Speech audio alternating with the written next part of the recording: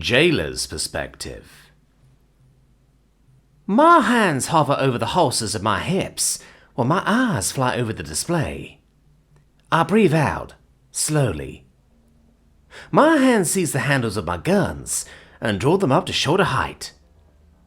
Bang, bang, bang, bang, bang, bang, bang, bang, bang, bang, bang, bang. Bang, bang, bang, bang, bang, bang, bang, bang, bang, bang, bang, bang. It's the sound of me unloading both of my 12 shooters inside 4 seconds, penetrating my ear defenders.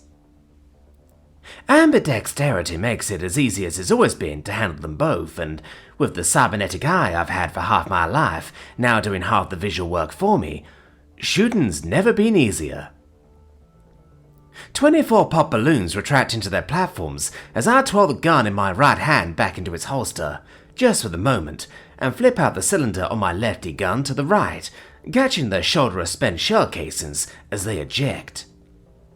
Picking up the speed loader on my right with my free hand, I deftly align the 12 rounds with the 12 chambers and release them inside before swinging it shut. Holstering lefty, I unholster righty and repeat the reload process, just mirrored. I slot that one back into its holster just in time to see the tops of 24 new balloons rising up out of different platforms than before. Right when I'm exhaling, the countdown stops and the light at the top of the range lights up. I turn to the door to see who just walked in. Taking off my ear protection, I smile down at the little goblin missus and say, "Well, howdy there, darling. What can I do you for?"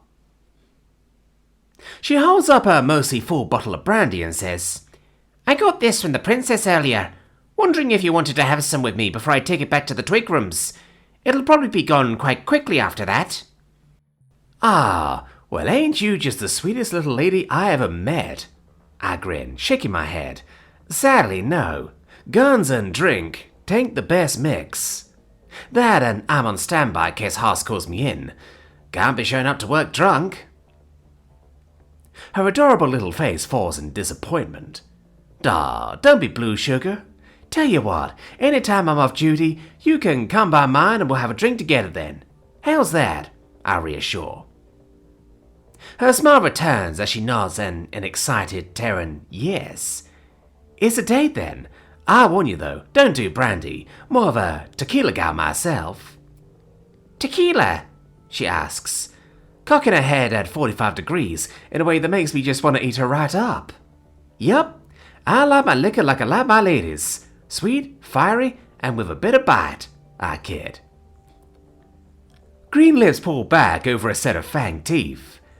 The girl gives a single playful chomp on the air. I burst out laughing. Well now, well now, well now.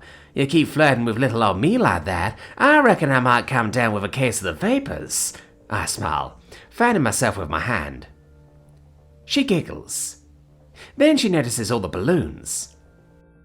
"What are those for?" she asks curiously. "For shooting, darling." Her yellow cat eyes flick to my hips, basically at eye level for her, and then back out of the range, interest piqued. "Can you show me?" she asks, her tone mostly neutral but with a clear note of hope. "I can, honey, but you gotta put on some of these first." I hold up the defenders to show her. Hate to think how sensitive your hearing's gotta be with those ears of yours. Don't want you needing to go out in Parliament with busted eardrums 'cause of me. She frowns at the earmuffs. "Those won't fit me," she says, without any doubt or hesitation in her voice. "They're adjustable, darling. You see?" I say, showing her how the headband retracts. "Yeah, but they're still at the wrong angle for the ears," she points out. I still on the thing in my hands. I check, holding it up to compare its shape to the cutie's head. "Yup, you might need to hold them down when I shoot. That's all right, darling." "I can do that," she says, holding out a hand for the adjusted pair. I hand them to her, and she takes them without a thank you. Cultural difference, I guess, though I have definitely heard her kind saying thank you, even if a lot less than I was raised for. She spends a few moments stuffing her long, pointy ears into the cups, and then holds them down to the size of her head. You hear anything through that? She lifts one side back up and asks, What? I laugh. That's a no then. Just hold him down like that when I say to, okay? I pick up another set and put them on, fitting the pair of eyes staring up at me from my right.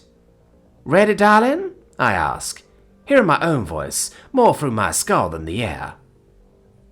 She holds down hers and I restart the countdown. Deep exhale, and... Bang, bang, bang, bang, bang, bang, bang, bang, bang, bang, bang, bang. Bang, bang, bang, bang, bang, bang, bang, bang, bang, bang, bang, bang. Every balloon pops. I'm glad. It would have been an embarrassing misrepresentation of my skill if stage fright had made me miss any. I give a cocky twirl of my pistols before reholstering them both and turn into my audience of one. She's got her mouth hanging open, looking at the scene of balloon carnage I've just left behind me. Seems like she understands how impressive that was. Spirits! That was incredible!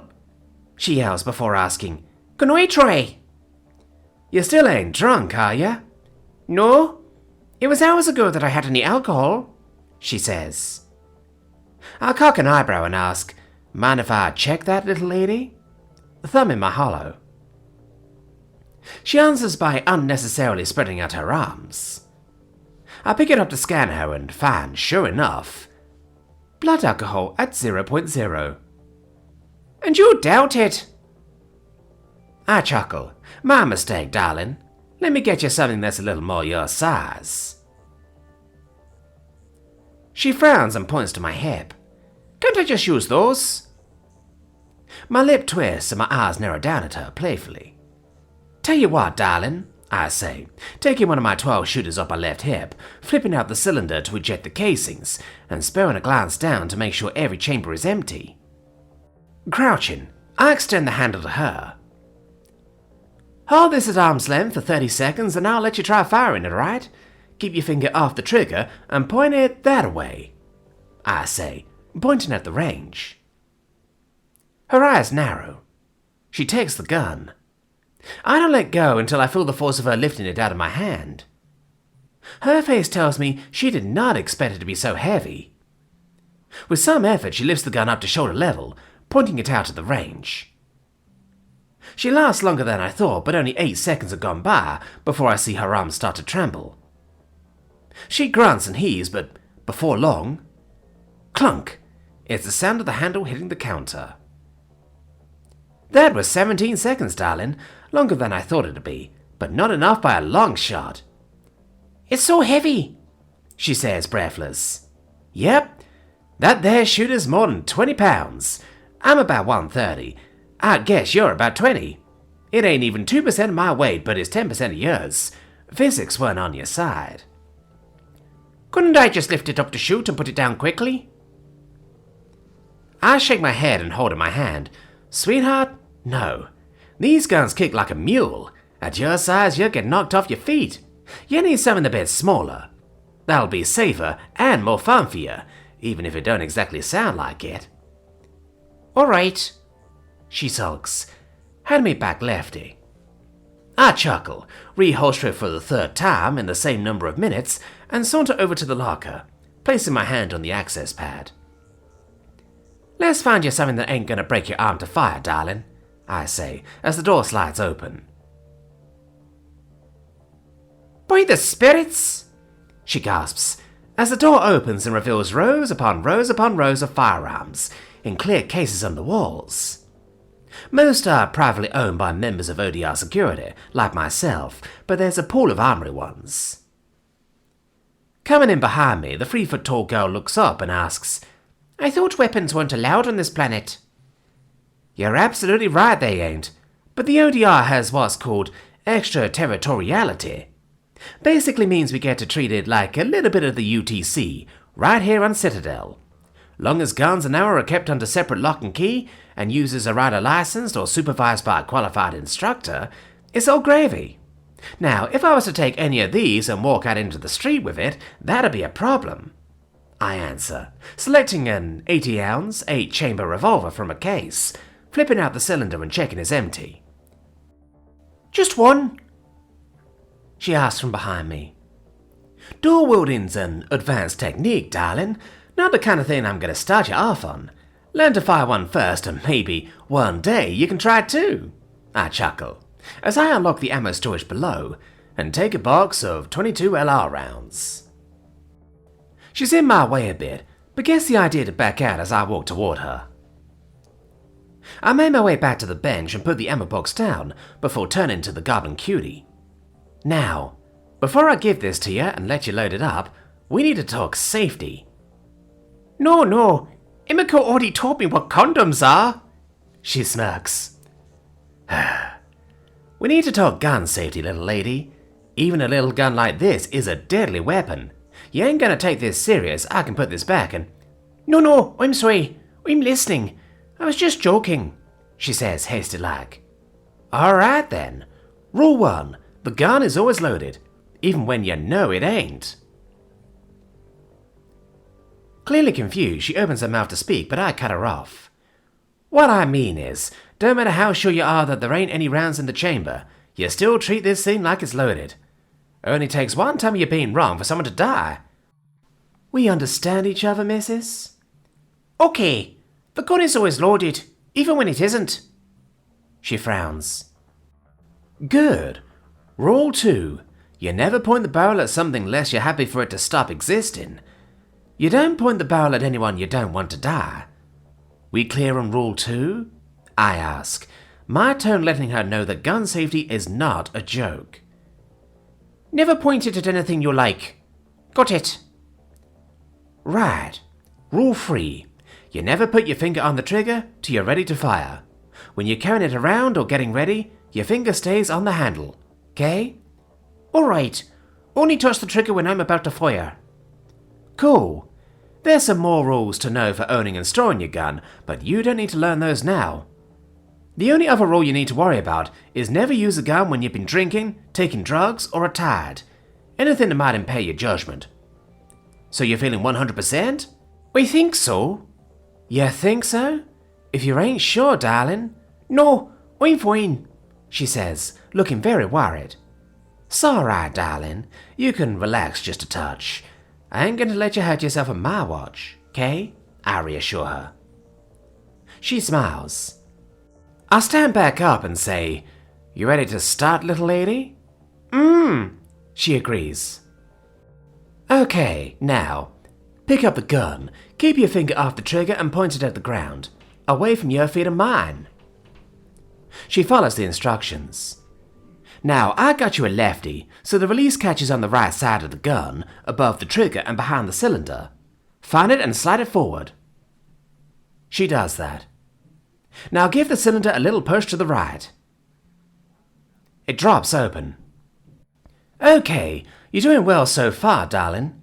Now, see that box on the counter? Take rounds from it and slide it into the chambers there with the round end pointing down and the flat end pointing up. Do them one at a time until all 8 are filled up. Her hands move between the box and the revolver 8 times. She doesn't fumble once. Good work. Now press the cylinder closed until you hear it clip back into place. Click. Now that she has a loaded gun in her hands, I'm absolutely ready to safely disarm her if she starts doing anything stupid.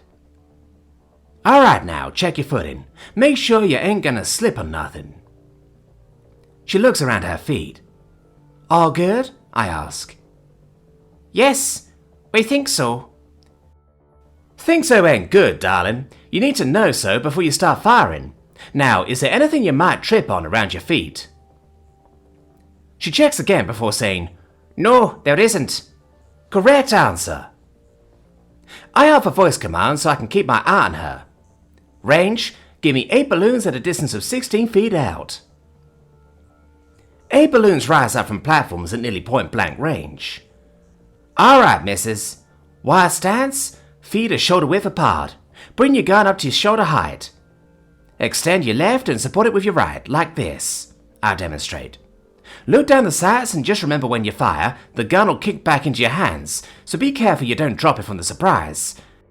I'm gonna get behind you to hold down your cups. After that, you can start shooting. I'll take position behind her and press down her defenders to the side of her head. She trains the gun on the balloon furthest to the right, aiming down sight. She squeezes the trigger. Bang! The force of the gun being thrown back into her hand surprises her so much, it makes her give a little yelp and do a heart-meltingly adorable little nervous jitter of her feet on the floor. It's okay, darling. You're a little high on that one. Try again. I encourage the little missus, with her head in front of my hips. She points the gun at the balloon again, aiming a little lower this time. Bang! Pop! I got it! She shouts. Good work, sweetheart. Now try the next one. She points the gun left. Bang! Pop! Ha ha ha! She laughs triumphant. Bang! Pop!